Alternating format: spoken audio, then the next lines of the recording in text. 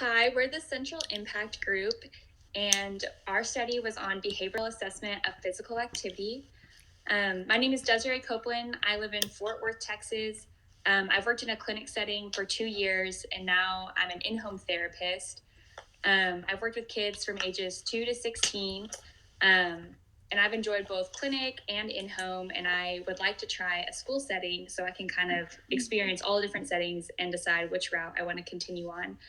I got my undergraduate degree at Texas Tech University, and then I'm in my second semester at Ball State right now. I'm Shayla Ferguson. I'm 24. I live in Madison, Wisconsin. I currently work in-home setting with a company I've been with for 2 years. I got my undergraduate degree in human development and family studies at the University of Wisconsin, and now I'm also in my second semester at Ball State. Hi, I'm Madison Green. I live in Arkansas and I work at a clinic that goes in both home, clinical settings, and in school. So I've been around a lot of settings.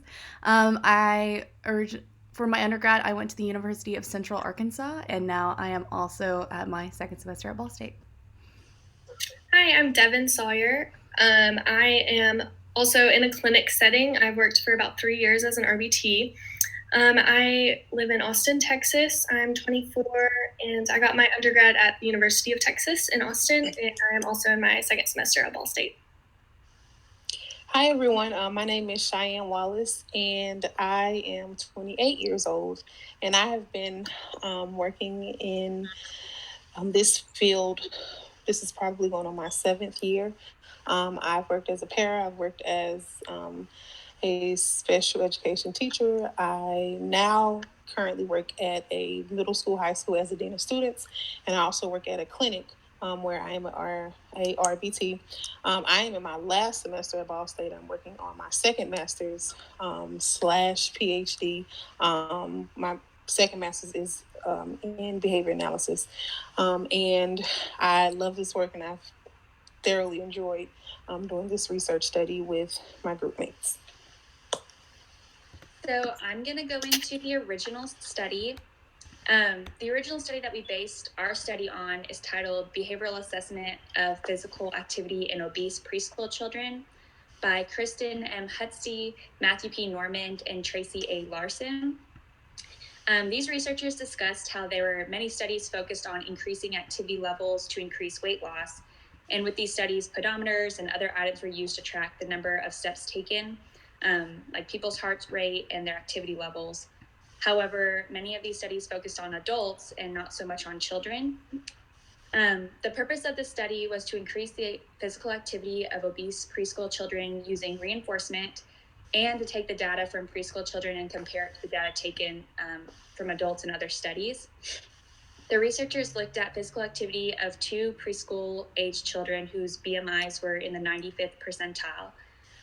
They had the children wear new lifestyle pedometers during their 20-minute recess period, where they could participate in many different physical activities like riding a bike, climbing on playground equipment, running, and many other things. The participants were not forced or prompted to engage in physical activity, and there was no arranged activities. At the end of each 20-minute session, the observer would write down the child's total step count, which was tracked on their pedometer, and the observer tracked the child's activity level using momentary time sampling and rated the activity on a scale of 1 to 5 based off of a predetermined scale.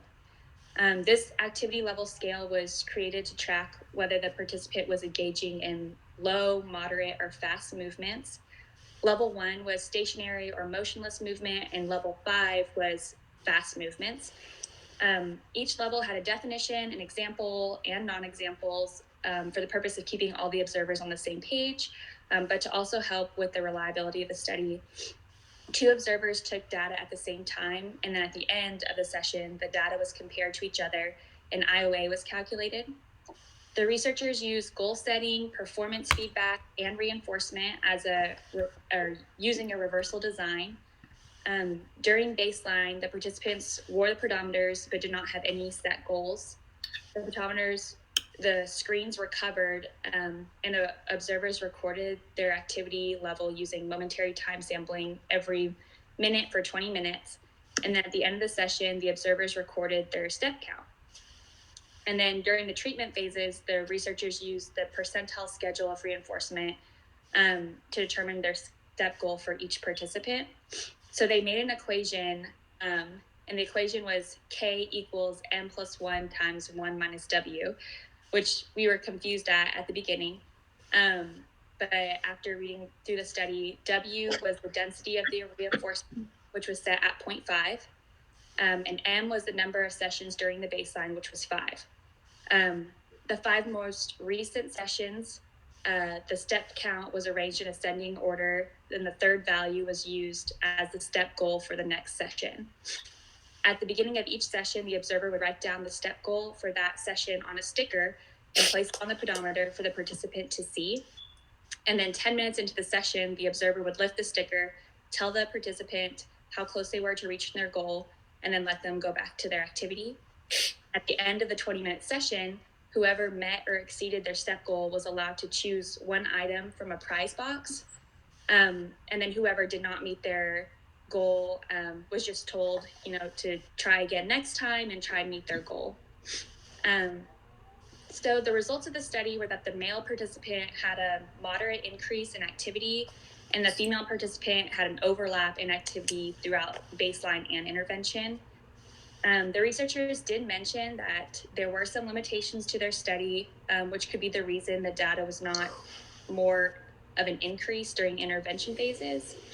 They mentioned how the reinforcers in the prize box may have not been super reinforcing because the teachers were actually the ones who picked out the prizes and not the kids. They did suggest using a preference assessment at the beginning of the study and throughout the study to actually have the reinforcers be reinforcing, and that could increase step count. They also discussed how pedometers underestimate activity and they only track the kids' steps. And they discussed how one child might be running and the pedometer would track the same number of steps as the other child walking the same distance. So observing the activity level of the participants sometimes did not correlate to the number of steps they took during each session. But the researchers came to the conclusion that reinforcement was more effective than performance feedback when it came to preschool children, and that using pedometers on children was comparable to using pedometers on adults. So the next thing we're going to talk about is the literature review. Madison. All right. So according to the World Health Organization, physical inactivity is now the 4th leading risk factor of mortality worldwide. And in 2001, the prevalence of obesity in America was found to be 20.9%. However, the most recent study coins obesity at 39.8%, which is by the CDC in 2015 to 2016. So obviously, obesity rates are increasing in America, and the child obesity rate right now is at 18.5%. So to lower this rate, professionals recommend preventative measures be used to address obesity. So this includes things like behavioral interventions. Some of these interventions cater to children, such as fun physical activities like sports, riding bikes, playing outside, etc. Others are positive social praise or contingency management / contingency reinforcement. Now, contingency management and contingency reinforcement are something that we utilize in the current research. Contingency management can be defined as interventions that provide tangible reinforcements for objective evidence of behavioral change. Basically, they can be summed up as if you do X, then you receive Y. Providing reinforcement contingency can incentivize the behavior that is being increased or decreased, thus making the behavior more likely or less likely to occur in the future. For the current research, we are using if step goal is reached, then X reinforcer is received. This can also be used for social praise. So if you meet your goal, then you get social praise. So Petrie et al. Provided monetary incentives to adults in order to increase their step count. So what they did was split participants into 2 groups. One group had a significantly higher step count, and that was the group that received reinforcement versus the group that did not receive reinforcement. Furthermore, Bernino et al. Found that group contingencies performed in person were more effective in increasing physical activity and decreasing weight than interventions implemented online. So that could act as one limitation to the study that we're already at, because we are obviously not seeing each other in person. We range from a lot of states. However, having a strong enough contingency can override that barrier.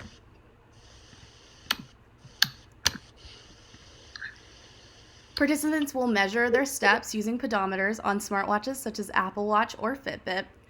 The reliability of these smartwatches is inconsistent and is oftentimes updates can lead to unreliable data. For example, if one person's Apple Watch is on the newest update and the other person's Apple Watch is on an older update, then they might have unreliable data. However, due to the nature of the study, participants having these items readily available at no extra cost, smartwatches were used anyway.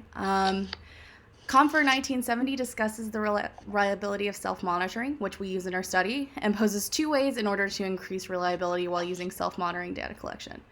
So one of these ways is permanent product. However, in our case, there's no permanent product of step count. We can't turn something in that says I took this many steps, because that's not always the most reliable. So instead, another option that he proposes is pair a non-observable phenomenon with an observable phenomenon. An example of this is something like fear. Fear is non-observable, but heart rate is observable. Sweat is observable.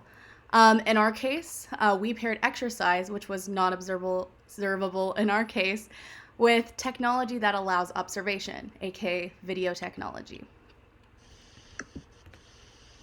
And the purpose of this study is to replicate the original study, to test if it's generalizable to other populations than what the original study intended, which was children. And we hypothesize that if there is a reinforcement contingency in place, both social praise and preferred individual reinforcers, that activity levels will increase as compared to baseline activity levels with no reinforcers. And I'll let the next person have it. Okay, so now we're going to talk about the method. A part of this study, there were 5 females, ages 24 to 28, and we had varying daily activity levels, ranging from levels 1 to, I believe, 5. And we're located throughout the United States, Wisconsin, Arkansas, Texas, and Missouri. The data collection, so our activity level was momentary time sampling for every 1 minute. And then we calculated how many steps were taken. So we noted the start at the beginning of the 5-minute session and then at the end of the 5-minute session. And each minute we calculated what our activity, or not calculated, but we observed what level our activity was. To do this, our materials were the step recording device, Fitbit, or Apple Watch. I also used my phone, which is like a heart app where it counts the steps that I take daily. And so I didn't necessarily use my Apple Watch. I could have, but it was easier to kind of see what I do throughout the day. Also, we use a video recording device. For most of us, it was our phones, but whatever you chose, you could use to tape you doing your exercise. And then the participants' specific reinforcement.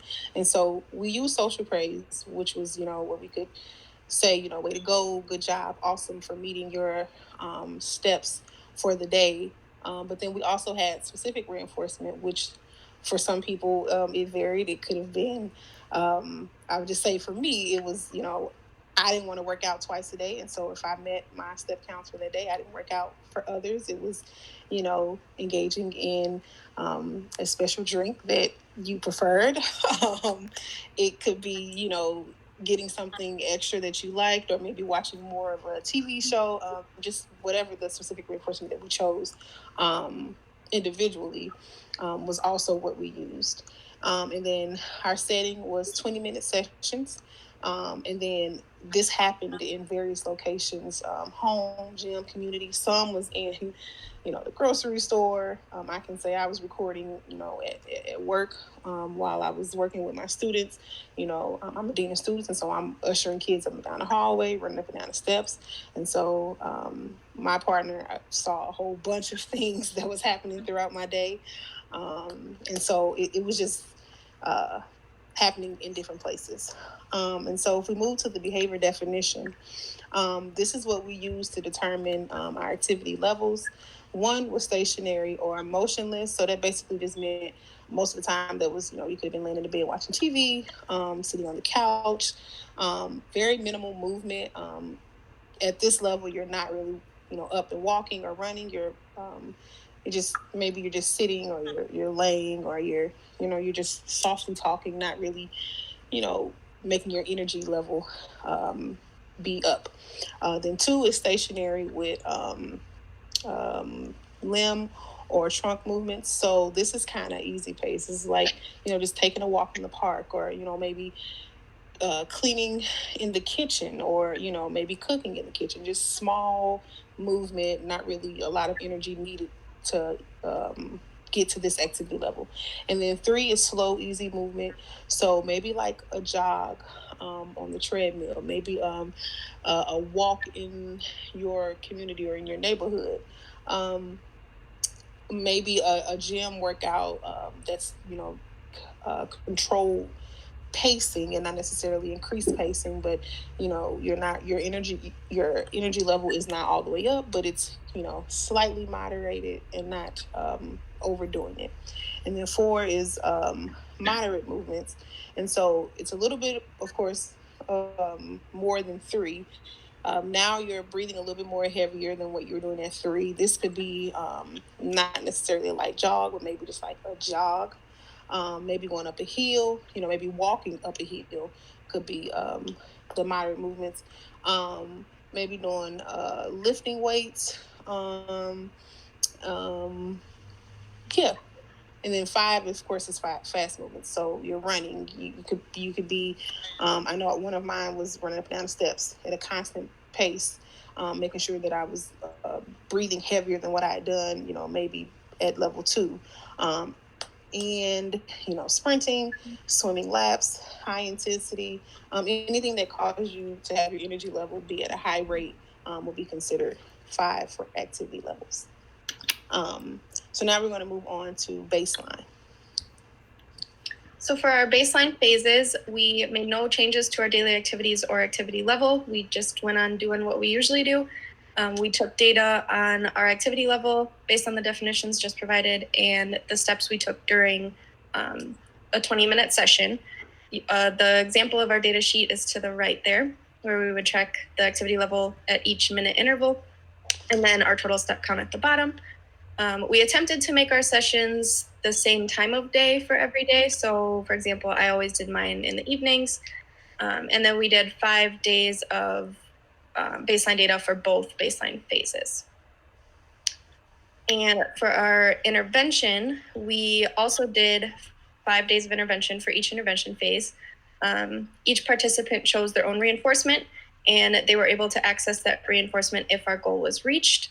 The goal setting to reach that reinforcement was based off of our steps total for baseline data. So K equaled the third value in the order of steps taken during baseline. So Desiree kind of talked about that earlier, where we would put our previous 5 step counts in ascending order, and then the third value was the one that we were trying to beat. And if we beat that step goal, then we got our reinforcement. And then we did do self-reporting on activity levels and our steps taken.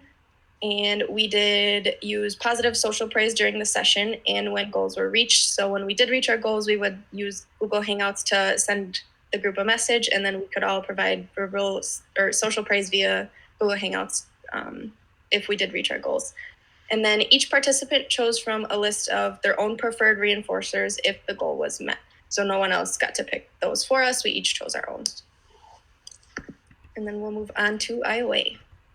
Okay, so in IOA, during each phase, the first 5 minutes of every session were recorded and sent to a designated person in order for them to collect the IOA data.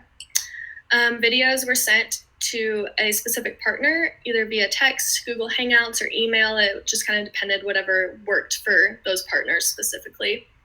Google Drives was also used to share the IOA data after it was collected. So we would put it out in a table and then we would upload it to our drive just so everybody could see it and observe it. The IOA was calculated on the activity levels by dividing the amount of intervals that were agreed upon by the 5 total intervals per session and then multiplied by 100. So for example, if participants had the same activity level for 3 out of 5 minute intervals, they would divide that 3 by 5 and then multiply that by 100 to get 60% for IOA. The IOA that we collected specifically, so you'll see in the table below, Desiree and her partner got 100% on their IOA. Shayla and her partner got 73%. Madison and her partner got 93.75%. Myself and my partner got 100%. And then Cheyenne and her partner got 80%. So then we will move on to discussing our individual graphs. So my graph is this first one, and my results were a little bit varied. So my sessions were recorded starting at 9 a.m. and they went on for the 20-minute session. I recorded the first 5 minutes of the session to use for the IOA data, and then I also did the momentary time sampling every 1 minute throughout the 20 minutes to record my activity level. I decided to use wine and my favorite show as my reinforcer. So if I met my step goal, then I was able to have a glass of wine and watch my show and not focus on homework. During the first baseline phase, I averaged about 482.4 steps, and the range was anywhere from 0 steps to 1,210 steps. The 0 steps being me just sitting on the couch, and the 1,210 steps being me at the gym.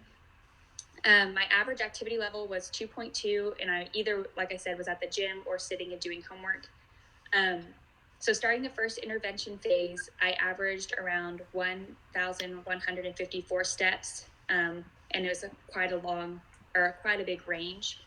My activity level was 3.8, which was an increase from my baseline phase in both the step average and the activity level. But I only met my step count goal for 2 out of the 5 sessions. So that means I only received my reinforcers for 2 sessions and not all 5 sessions, even though I had increased my step count and my activity. Then I returned to baseline where I averaged 880 steps, ranging from 0 to 1,144 steps, and my average activity level was 3.4. And going back to intervention, I averaged 670 steps with a large range from 0 to 1,134 steps with an average activity level of 2.8. So this was lower than my baseline phase, but I met my step goal 3 out of 5 sessions. So I was able to get reinforcement 3 out of the 5 sessions. But this just kind of shows how the step count doesn't really equally represent the activity level. And how we had some issues with, the activity level being high, but your step count being low. And so you don't get your reinforcement at that time. So I'll give it to Shayla. So my baseline, my average step count was 17 steps, pretty low. My range was 0 to 39 steps. And then my average activity was 5. My first treatment phase, my step average increased to 469 steps. You can see the range there, and then the activity level average went up to 1.84. So during this first treatment phase, I did achieve my step goal every day. So I got my reinforcement all 5 days of the first treatment phase, and my reinforcement was also a glass of wine and 4 Oreos, so both edible. The return to baseline, my average step count went to 0. And then my average activity level also decreased to 1.32, which was higher than the first baseline, but less than the first treatment. And then my average step during treatment phase 2 was 53. so significantly lower than the first treatment phase. And my average activity level decreased as well, but it was still higher than both my baseline phases. I only reached my step goal twice during the second treatment phase. I was sick during the first part of our treatment, our second treatment phase, so I think that had a lot to do with it. And I did all of my sessions in the evening, so after work, after sometimes homework. So I think that affected how low my levels were as well. And there was overlap between my second baseline and second treatment where there was not during the first. Now we're off to Madison. All right, so in my first baseline, I averaged around 52.8 steps a session. I ranged around 0 to 123 steps, and my average activity level was 1.19. And then when we moved on to treatment 1, my average step count increased to around 1,200 steps, 1,236 steps. And then the range was from 998 to 1,754 steps with an average activity level of 1.93. So in the first treatment, I met my goal 4 out of the 5 times, and I both increased my step count and my activity level count. Then in baseline 2, my average step count was 0, and then my range of steps was 0 to 0, and my average activity level was 1. Whereas in treatment 2, my average step count was 1,473 steps, which was higher than my treatment 1 step count, even though the goals weren't higher. And then my activity level was 1.8, which was lower than treatment 1. So there is overlap between those 2 treatment phases. Also, I think something that affected my steps were my reinforcers. So one of my reinforcers was also wine and watching my favorite TV show. And then another that I could choose from is a guilt-free nap, is what I called it. However, during the second baseline and the second treatment phase was the time in the semester where stuff kind of started to increase. I had more work, I had more stuff to do, and so I oftentimes, even though I met my goal all 5 sessions, I oftentimes would not engage with my reinforcer because I was too busy to do so. So I think that could have potentially had an effect, especially if the treatment phase was longer. One more thing, it was also daylight savings here, and so it was harder to get motivated to go outside when it got a lot darker. It was colder, kind of spooky outside, so that wasn't the most conducive to exercise either. All right, I'll send it off to Devin. Okay. Yeah, so a couple of the things that I chose for my reinforcement were 4 pieces of dark chocolate, a glass of wine, or an hour and a half of Netflix. So I tried really hard to limit all those things except if I met my goal. So looking at my baseline 1, the average step count was about 239. My range was from 0 to 597 steps, and my average activity level was about a 2. Going into treatment, my average step count was in the 1800s, which was significantly higher than baseline. Step count ranged from 1500 to 2100, so those are all pretty high. I tried really hard to go to the gym or go on a run every day. Average activity level was about 3. For baseline, for treatment 1, I think I hit my step goal 4 out of the 5 days, so I gained my reinforcement. Baseline 2, the average step count was 87, so pretty low. Step count ranged from 0 to 400. Average activity level was about a 1. In treatment 2, average step was in the 1800s. My step count ranged from 1500 to 2000, and the average activity level was about a 3. But even though those were high, I think I only got my reinforcement 3 out of the 5 days that I met my goal. So for me personally, like Madison was saying, we had daylight savings. I live in Texas, so the weather is just kind of all over the place. It was like 40 degrees one day, which is cold for us. And then like 80 the next. So obviously on those 40 degrees, I'm not used to that weather. Wasn't really feeling like going for a run, but on the 80-degree days, I was like, sure, feels great outside. I'll go walk the dogs or go on a run. It also depended a lot on how my day at work went, like how tired I was when I got home, if that reinforcement was really worth it to get out and go to the gym or not. So I think that played a big role for me. I will give it over to Cheyenne. All right. My preferred reinforcement that I used was, as I stated earlier, was working out. So if I met my goal, that would be considered my working out for the day, so that I didn't have to work out anymore. And then also my favorite food, which was French fries. And so I'm not supposed to be eating French fries, but this was the best time to use this as reinforcement, since I'm not supposed to have it. And so I used both of those as my reinforcement. And so for my baseline one, my average step count was 212.4, and my range was between 0 and 300. And then my activity level was 1. And since I am a dean, I deal a lot with consequences and behaviors, and so I'm up and down the steps constantly all day. And so for my treatment, my average step count was 1,330, which was significantly higher than my baseline. And then my range step count was between 700 and 2,000, and my activity level was 3.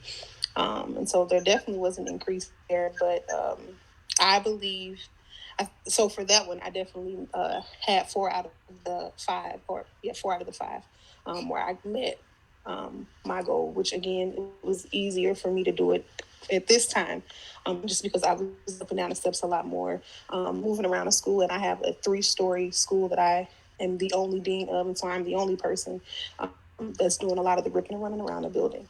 And then for baseline 2, my average step count was, I'm so sorry, it has moved. To move my graph over. Was 784. And then my range step count was between 600 and 900, and my activity level was 2. And so from baseline 1, there was still an increase, but in both my range step count and my activity level. And then my treatment, my average step count was 2,373.6. My range step count was between 1,000 and 2,500. And then my activity level was 3. And I think for this one, I only got 3 out of the 5. And so I still got French fries, even though I didn't need it. So it was kind of hard for me really to use this as reinforcement, because I still got it, even though I may not have met it at that time. And so for me, I really played a hindrance on this was, as Deb was saying, a lot of what I did depended upon how I felt after work. So a lot of times I was counting my steps from work, and then if I would have forgotten or didn't, record what I needed to send to my partner, I would do it when I got home. But that would always be lower because I was definitely tired. And then on some occasions, I would have to go to my second job where I work as an RBT at a clinic, and so I was, I would be up and running around with them, and by the time I got home, I would be tired. And so my steps, there were increases in my steps, but again, I didn't meet my goal each day. And there were days where I would forget and be tired, and I would have to add on an extra day, which would then impact, my actual steps, because I knew that I had to meet a certain mark because I'm counting it the next day because I forgot the day before. And so there were a lot for me that, played a part in my step count. So I'll go ahead and turn it over to the next person talking about discussions. So based on all of our data, we saw that step totals do not equate to the activity levels. And then due to the time constraint of our project, we weren't able to achieve stability in each phase. So ideally, we would have kept collecting baseline until we did see stability and then introduce the intervention. But due to our project, we weren't able to do that. For 4 of our participants, the average step count and activity levels increased during both intervention phases. And 1 participant had an increase in step total and activity levels during the first phase of intervention, but not the second. In the second, for that specific person, there was a decrease in both. Overall, we did see increases in step counts and activity levels for the majority of our participants, but they were not very significant increases. Now we're going to limitations. Okay, so limitations. So like all replication studies, it varied from the original in several different ways. A simple example of that was each of us are in different locations and our ages vary. We also used a different means of tracking our steps, such as an Apple Watch and a Fitbit, while the original study used the same pedometer that was also calibrated for the kids' height and weight. Environmental factors also played a big role in our replication, such as weather conditions, daylight savings, and our different work schedules. In the original study, all sessions were conducted during the same 20-minute time span for all kids on the school playground. But for our replication, each individual chose what time of day they would incorporate that 20-minute session. I know we tried to keep it consistent every day. Like Shayla said, I would also do mine during the evening, but that obviously isn't always the case depending on our day-to-day activities. Behavioral drift and IOA data were contributing factors to the limitations. For example, IOA was only taken on the activity levels and not the step counts. It can be difficult to define the activity levels, especially when you can't account for specific things like all the physiological aspects that go into it, like how heavy someone is breathing when they're doing their workout or exercise, sweating, and heart rate. The next thing to consider with limitations is deprivation and satiation. Some aspects of the reinforcement were self-administered, so everything that wasn't verbal praise or reinforcement was self-administered by us. So each participant had control of that for each person. If the participant were to receive their chosen reinforcement often, so let's say someone got it every day during their treatment, then the value of that reinforcer could diminish, leaving no motivation for that particular reinforcement. Self-monitoring can also be a big limitation when you're in charge of delivering your own reinforcement. It may have been more, or obviously would have been more accurate, or we could have been more accountable if we had not used self-monitoring, but due to our long distances and inaccessibility to each other, it was just what made the most sense for our study. Okay, so for conclusion. Okay, so an overall thought from this study is that this could potentially be something that we use to prevent and to address obesity, which, as we've read and heard, obesity is increasing every day.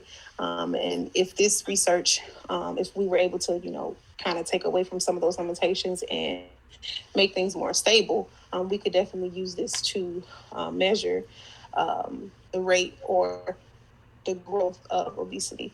And then our study would have been more reliable had we used more reliable measurements or measurement systems like pedometers versus Apple Watches or Fitbits.